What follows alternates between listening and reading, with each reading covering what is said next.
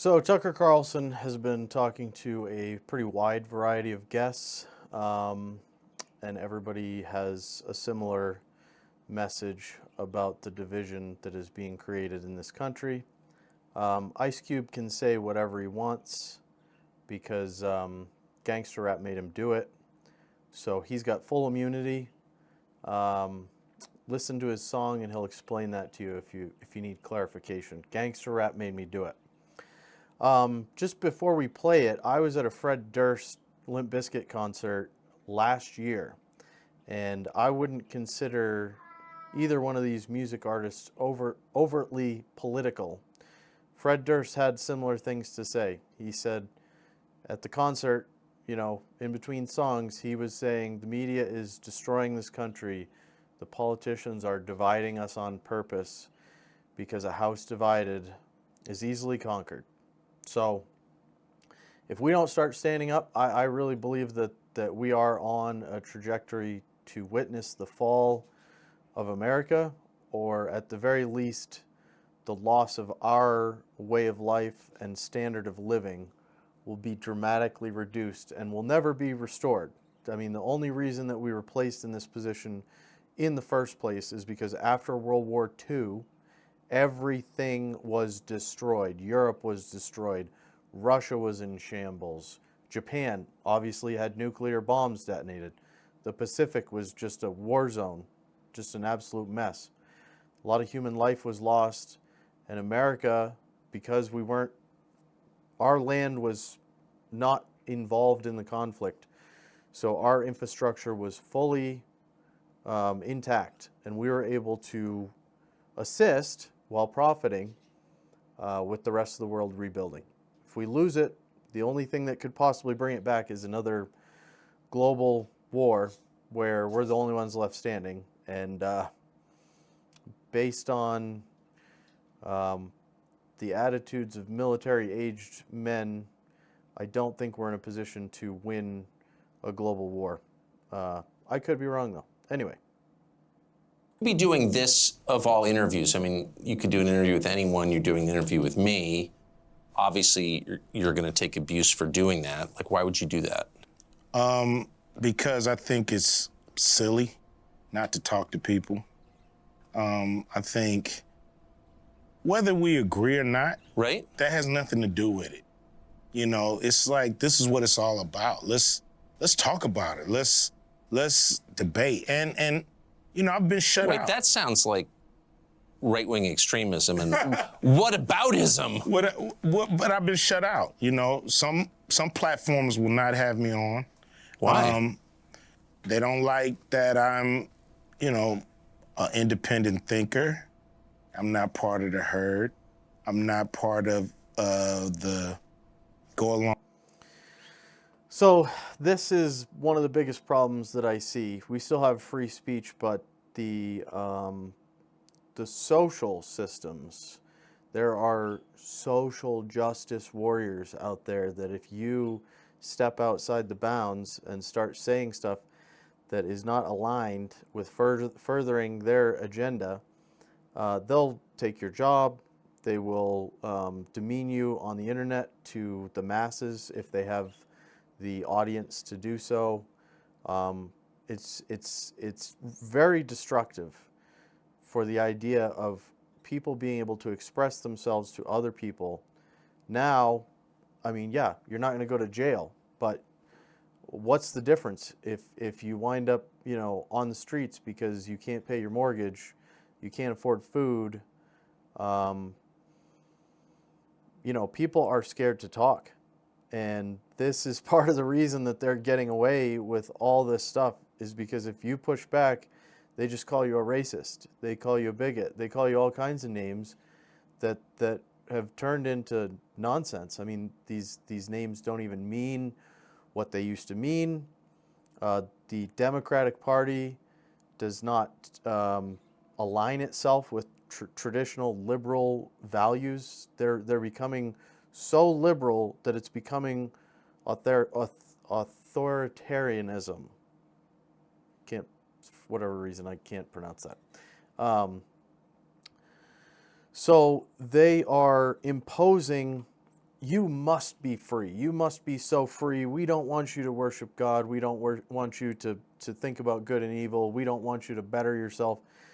These are all right-wing ideals. I mean, working out is a right-wing ideal. Apparently, if you're on the left, you should be lazy and avoid the gym, because someone who self-improves becomes dangerous at some point. Someone who self-improves is obviously thinking about themselves and their future.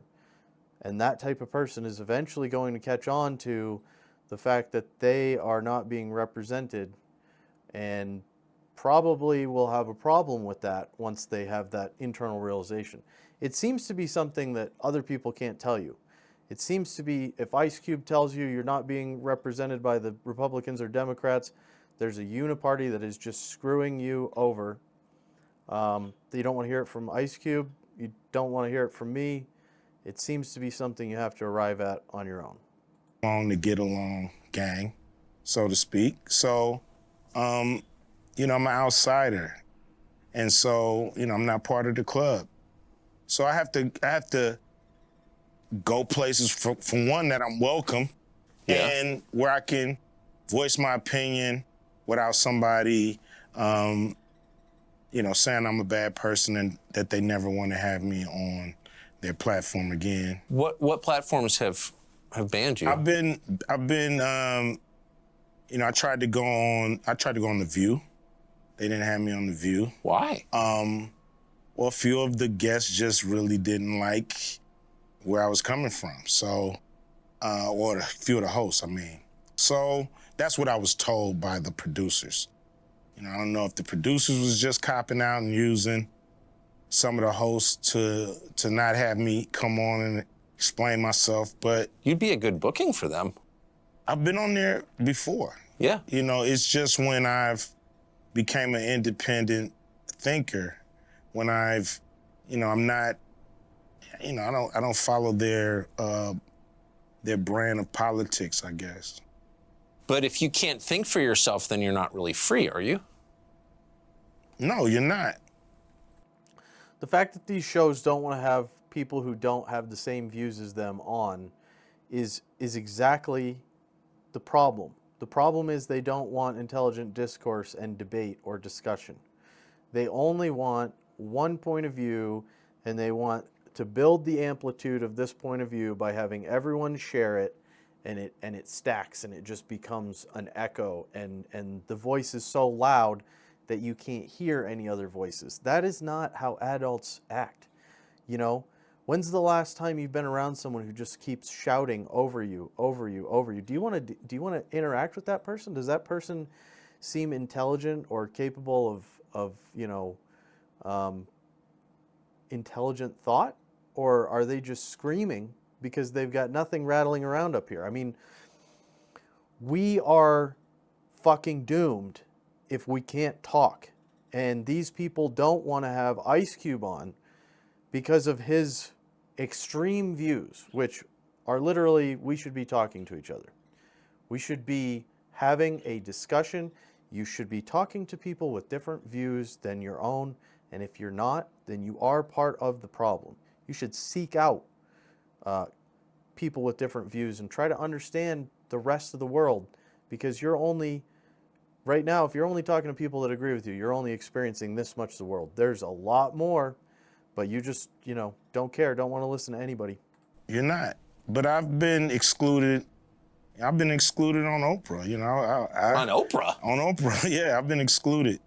Yeah, man. I would think you'd be the person Oprah would want to promote. I mean, you grew up in South Central, you were successful at a young age, you have dignity, you say what you think, I thought that was the goal. Me too. I don't know what it is, but, several of my, I had a movie called Barbershop, Yeah, I remember. That I wasn't invited to participate with the cast. I produced a show called Black White, and it was a very controversial show. And once again, they had the whole cast on, but I wasn't invited. And so I don't know.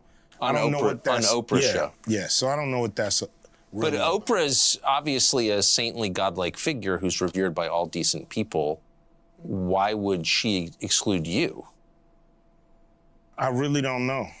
You know, that's something that I would love to find out. But I can't tell you, you know, if there's a single thing that I've done or said to her. Have you noticed that it is more controversial to criticize Oprah than to burn the American flag? Really? Seems that way. I've never heard. So as nationalism becomes like a bad thing, the globalists are trying to get open borders to be a thing, and trying to get people who are proud of their nation to F off and shut the fuck up. As we move away from God, and I'm not extremely religious. I mean, I do think that the principles in the Bible are a good unifying document for everybody to understand what is kind of good and evil and what you should and shouldn't do, regardless of if you believe in a heaven or if you believe the whole story. The fact of the matter is, it is a book of good advice. Human beings are extremely prone to worship, and as you remove the Bible, it creates a power vacuum in this space. And so we've started to worship money. We've started to worship celebrities. We've started to worship science. We've started to worship politicians. And they're loving it. I mean, they want to crush God as much as they can in that whole concept and make it as ridiculous as they possibly can. The fact is, we don't know. I mean, we don't know if it was, aliens splicing our DNA or some divine creator, but somehow we are here. And we've been worshiping since we were created 300,000 years ago, or possibly longer. That's just the oldest human remains that we've found. We worship the sun. We worship many deities who each had a specialized role. Then we worshiped a centralized God. And now we have moved on to worshiping power and money and celebrities and fame and pleasure.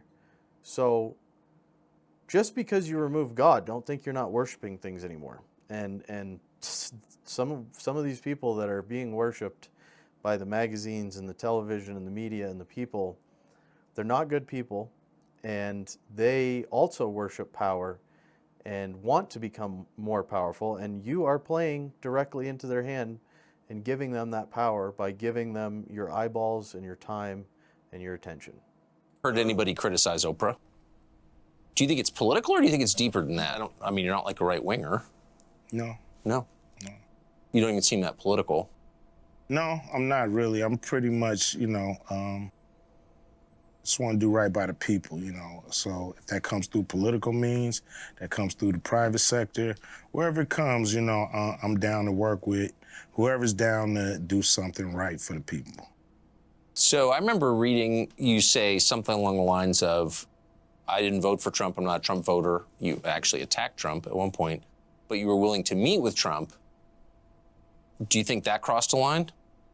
I think some people didn't like that, but I think it's idiotic. Enemies meet. Right. They talk. I'm pretty sure there's some communication between Russia and the Ukraine right now. Somebody's on the phone talking to somebody, trying to come up with a solution. So we just got to talk.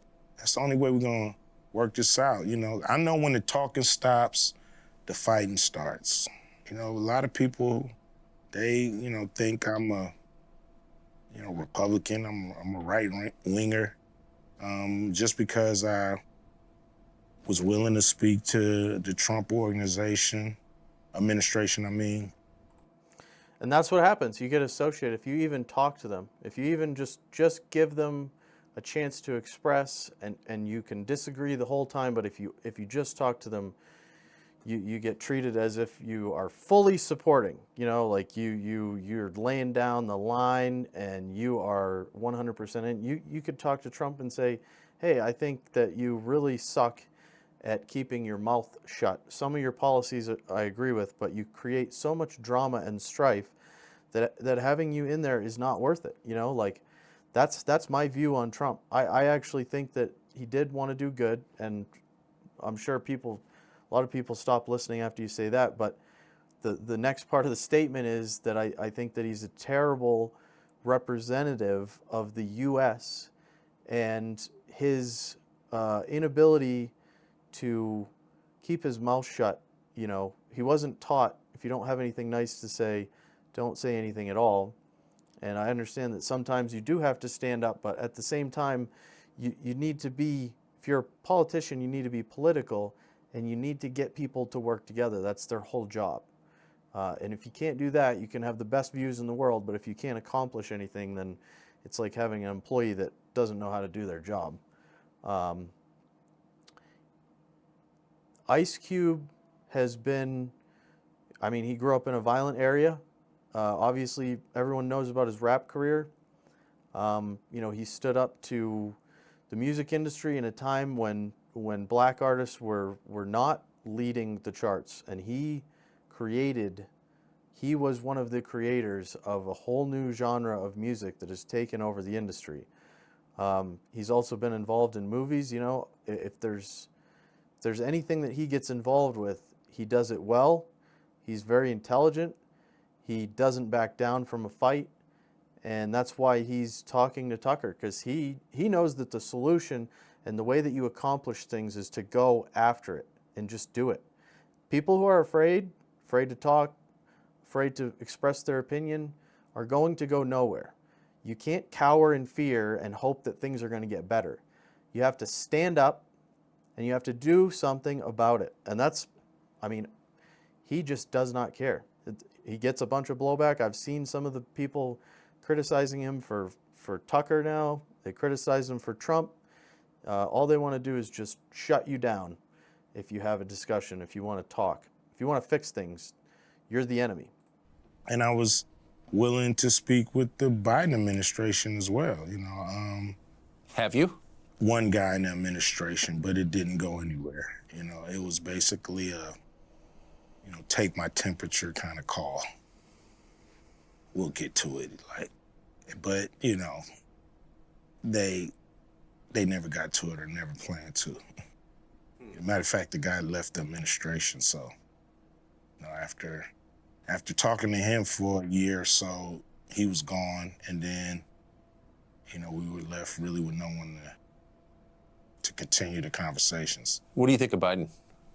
I don't think he's given the people who put him in exactly what they thought they were going to get from him.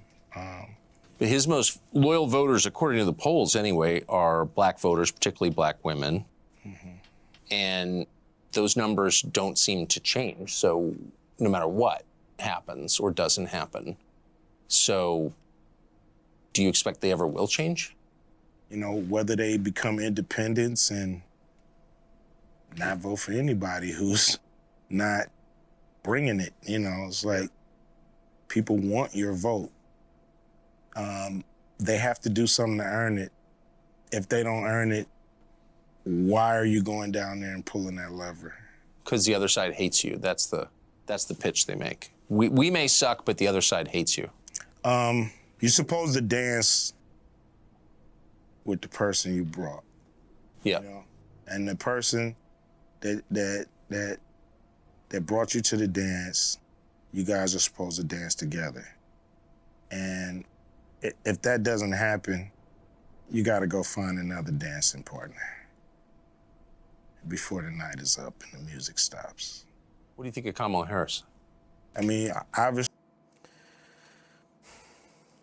people have never taken the independent vote seriously, and this is by design. The Democrats and the Republicans will do anything to make you believe that that is throwing your vote away. But he's absolutely right when he says that the way that they get your vote now is to say, oh, well, the other side's a lot worse. You're no longer given a desirable choice on either end. And I'm right there with you. I mean, I am not a Republican or a Democrat. I am in the middle. And I don't see a good choice on either side. I'm voting for the lesser of two evils, which means that the system is evil. There's no good left to vote for, especially at the presidential level. And a statement needs to be made that makes these people realize there's consequences. Right now, there's no consequences. They're like children. They can do whatever they want, and there are no consequences. They can spend, they can inflate the currency, they can take us to war with Russia, they can talk to your kids about sex, whether you like it or not. This is all coming from the government. And if we don't show them that there's consequences for their behavior by electing someone that they don't want in there, I mean, that's what happened with Trump. That's the best thing about Trump, is it was someone that the establishment and the system didn't want in there.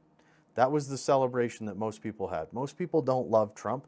They just loved that he was anti-establishment, and they were praying and hoping that some changes were going to be made. But the system is so strong and organized that it blocked any change from occurring for the most part, and rolled most of it back as soon as the next administration came in.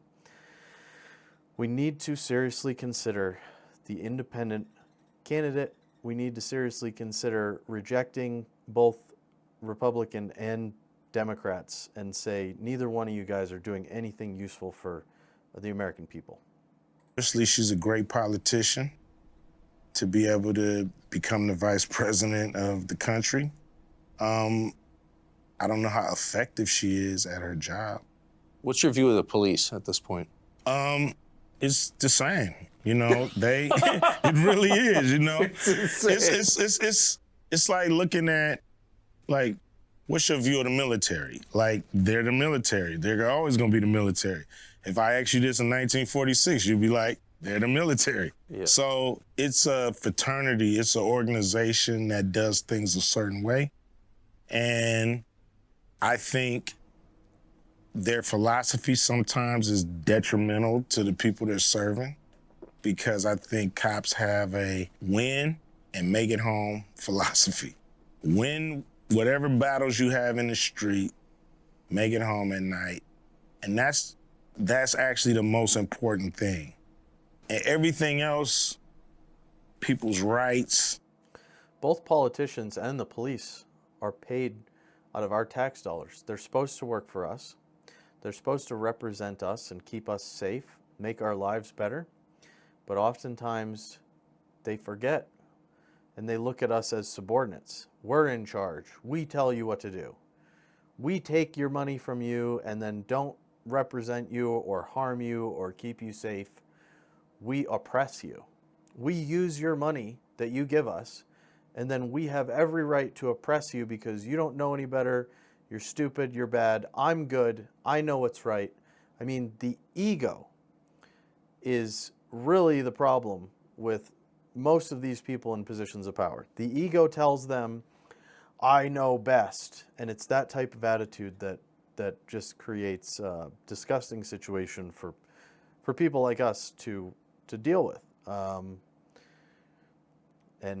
think a lot of people in America feel hopeless, and I think that that's the true explanation for some of the mass shootings and the epidemic of Prozac and drug abuse and many other things. I think Americans are just giving up hope. They feel like they're backed into a corner and they're trapped. There's no way out. There's nothing they can do. Doing things the right way, being totally fair and square all the time and not, being a little aggressive, all that comes second to win the encounter, make it home at night. And you can't really fault somebody for thinking that way as a police officer, but that's the philosophy, so everything else comes second to that. So guy might not care if he violated your rights. He's gonna win this encounter. He's gonna make it home tonight. And that's all that matters. And sometimes I think that's what we see is an organization hell-bent on winning and not a fraternity or organization hell-bent on upholding the law and doing everything right or by the book, so to speak. Yep. Yeah. And it's just the nature of that fraternity. Maybe of organizations. Yeah, it's they They come with a philosophy, and, you can try to buck it if you want to, but more than likely they're going to get you out the way and stay in formation. Do you think that it's harder to be a man in America now than it was when you were a kid? Yes. Saying what you feel, being yourself,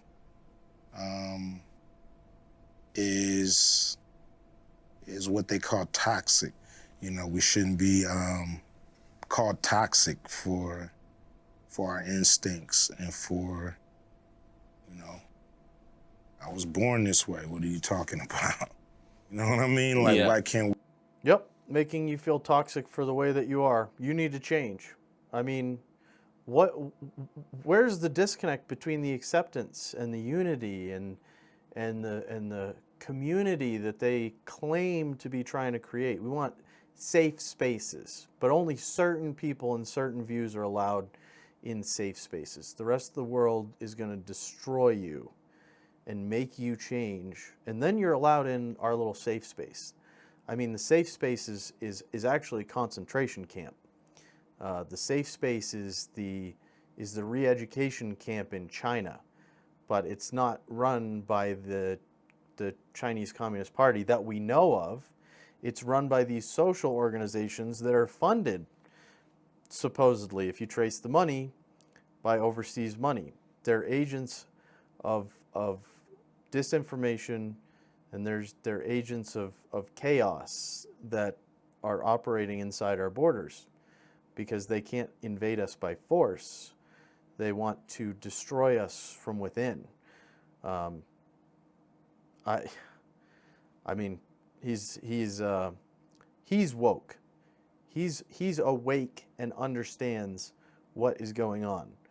Woke is a fake term that means that you are towing the party line and espousing the religious doctrine of the left, because that's what it is. They're worshiping money and power and consolidation of ideas and diminishment of your resistance, your individuality, and you being able to be yourself. The self is not important in a communal organization. Towing the line of ideals is, and that's why you're seeing the behavior of suppression and the removal of free speech through social consequences. We be ourselves. We were born this way too. So there are some groups, like if I say I'm trans, then people say, that's great, you were born that way, we affirm you. But if you say I'm just a dude with male instincts, you're not affirmed, you're attacked. Yeah, I mean, everybody doesn't really have to affirm you. If I wake up and say, I feel like a pigeon. That makes you dangerous if you don't need affirmation. If you can self-affirm, then you are self-actualized. You're not dependent. You're not codependent on society or other people. You are your own individual.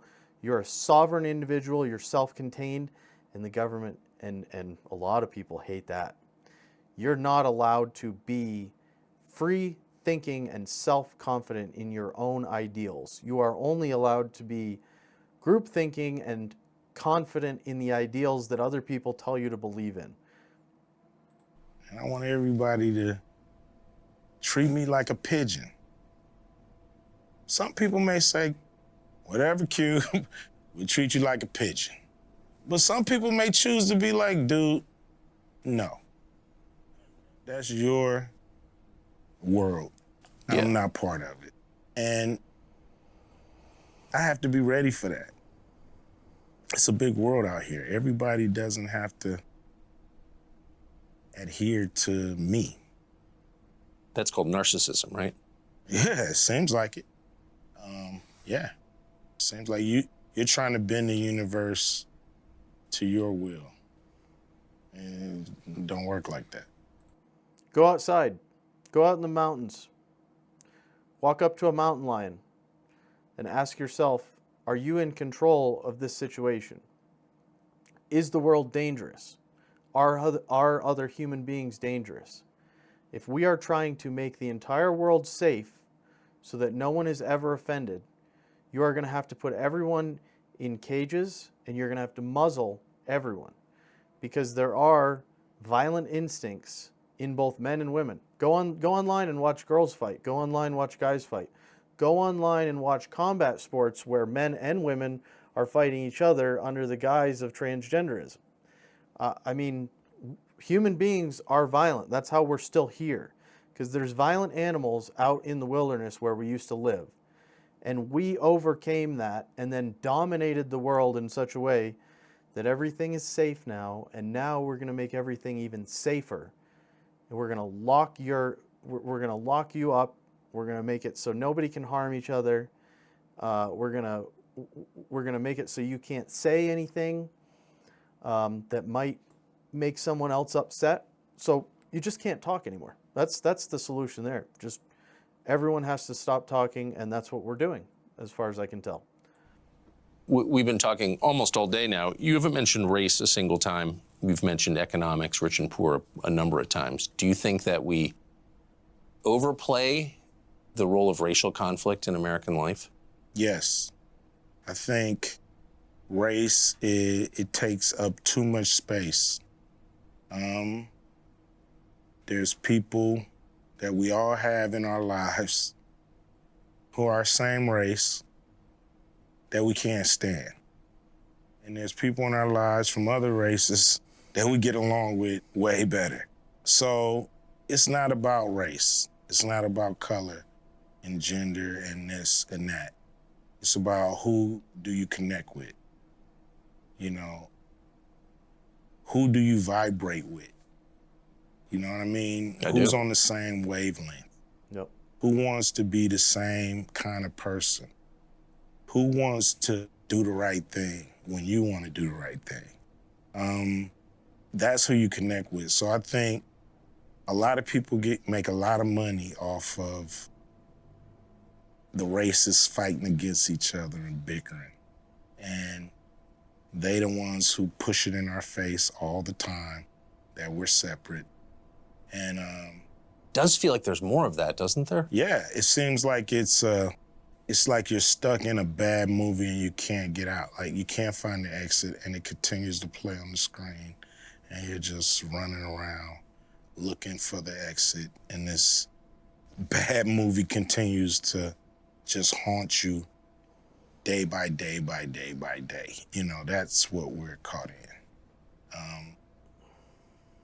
A never-ending, winless battle of, you know, of race and color, and we're worried about, you know, where you from, and, you know, hip-hop, what's great about hip-hop, like, it was a saying in hip-hop, early hip-hop. I think Rakim coined this phrase, you know, it ain't where you from, it's where you at. You know, and it's so true.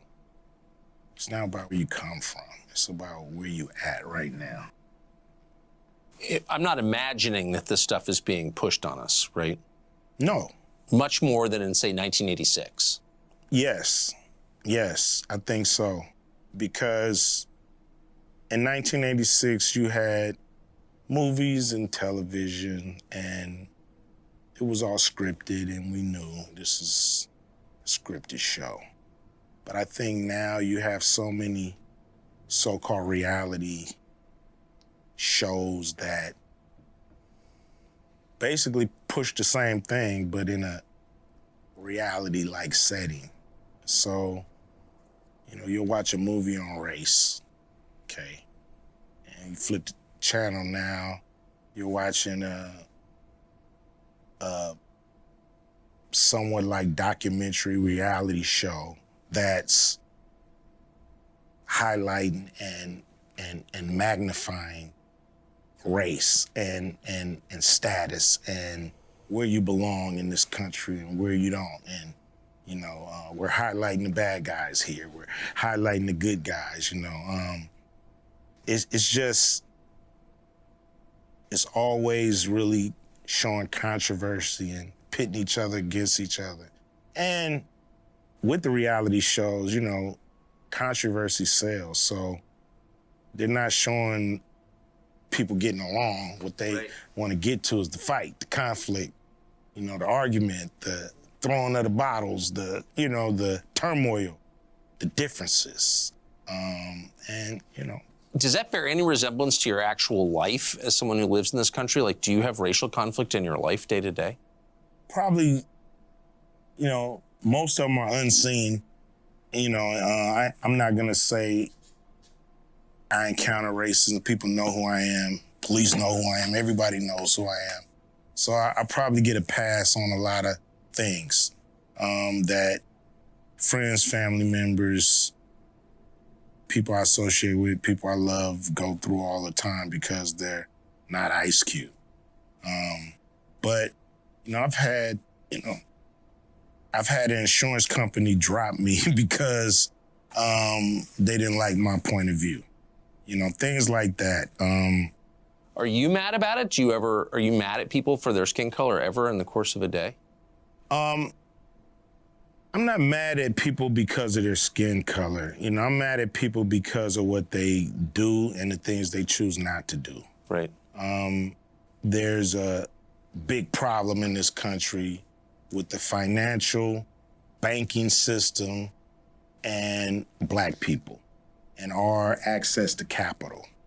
I know that when it breaks down, we have, 13 to 15% of the country trying to live off of half a percentage of wealth, 0.05% of wealth. So that's an issue. That's a problem. We have to have access to capital so we can do cool things for South Central. If we drove past one of those lots and a guy that lived there wanted to put a store up, he just couldn't get a loan because of his zip code. Now, guys from outside the area, they can come in and they can get a loan and put that store up. And that has to change. How do people live in this state who aren't making a lot of money? Things are so expensive. Houses that used to cost, like my father, I think he bought his house 47 grand, maybe. And now it's worth 650. The house you grew up in? The house I grew up in. It's worth $650,000. And that's in South Central? South Central, yeah. Huh. So the middle class has shrunk in this state? Without a doubt, or left. They definitely shrunk, and we have a lot of people leaving the state because they just can't afford it. If you were running the state, wouldn't that be a big concern for you? Yeah, I think it's a major problem because you not only have people leaving, you have industries leaving. Tesla, they just put up a plant in Texas, so they left California. And many big companies have left California. I've noticed something weird. I've never been a big hip hop fan, but I've met a bunch of hip hop performers. Yeah. And they're all pretty open-minded, way more open-minded than, say, your average college professor. I wouldn't have expected that. Why do you think that? So, I agree that the banking system does not have an equal interest in providing capital to Black people. And it's things like that if we actually can have conversations instead of Black people yelling at white people over in an echo chamber where they all hate white people and they're like, white people are screwing us over because white people run the banks. I'm a white person and I don't run the bank. I don't have any say. My skin color doesn't give me any leverage with my fellow white people. The only thing that gives me leverage with anyone is money. Money is how you get other people to do what you want, not your skin color. This is not a commodity. This is not money. This is not, it is viewed as power because there's a lot of white people that do have extreme amounts of money. So it is causality that isn't there. Oh, they're rich because they're white. No, they're rich because they probably screwed over a whole bunch of people and made a lot of money off the backs of others. And we're not equal with the way that, you know, the wealth that whatever they were doing was generating. They, you know, took the lion's share of it, which, sure, whatever. But the reality is that is what begets power. And the fact that we're not holding those people accountable, we're just fighting, all the poor people are just fighting amongst ourselves. I can't fix the banking system, but I'd love to come together with black people that actually wanted to engage with white people, that didn't hate white people, that get along with white people. Come together, we both agree, man, this system sucks. You guys are not getting represented. Women, whoever, you're not getting represented. Let's all go and talk to them and say, this is not acceptable from any of our point of views. That's what's missing, and it's so frustrating because I want us all to come together. I want all poor people, all people that have less than, you know, $1 million in the bank. We're all on the same side. The people that are on the other side are the ones that have millions of dollars in the bank. That's not me. That's not, you know, I mean, Ice Cube is in that situation, but he wants to come to the table, wants to have these discussions, wants to bring back true interaction between the normal people. He wants to do right by the people. And it shows, in my opinion. I don't think that he's got an agenda. I think that he is very concerned with the future of the country and not just his own race. Everyone in this country, I think that he genuinely wants to see America succeed, all races, all people, all genders, and him and I are absolutely aligned on that idea. That is. You know, college professors, they all want their jobs, and if their staff or administration is saying, hey, we think this way at this college, sometimes they understand what that is and they stick to those guidelines. Rappers, you know, we're free spirits for the most part. Some of us who are not locked down to these crazy contracts, but we know doing things the way they were done in the past hasn't really gotten us as far along as a people as we have wanted. So we tend to break the mold. We tend to be disruptors. We tend to not wait for an invitation to the party. We tend to either come in through the window, you know what I mean, or kick the front door down. But we're coming to the party. So that's how we've actually been able to gain success, because everybody wants you to be in your little hole. Everybody wants you to stay in your lane and all that stupid stuff. And as soon as I hear that, I'm out of my lane immediately. But you should stay in your lane, don't you think? No. If I would have stayed in my lane, I wouldn't be here. I would still be in South Central Los Angeles. Someone telling you to stay in your lane is telling you to be submissive. And if you consider that person to be a friend, if you think that person is your friend who's telling you to stay in your lane, they're not. They're trying to exert control and a form of oppression on you by saying that you have no right to speak. You have no right to even formulate ideas on this topic. You are so ignorant that you should shut up. And if you don't get out of your lane, you are never going, if you wait to inherit, you know, whatever they're going to give you, I guarantee you're going to be disappointed by what they think you deserve. You are the only one who can truly know what you want, what you deserve, and go after it. And part of that process is leaving your shitty lane that you were supposed to be in. If you know that you can do way better, you have so much potential, show the world, leave your lane. This is America. This is what we are supposed to do.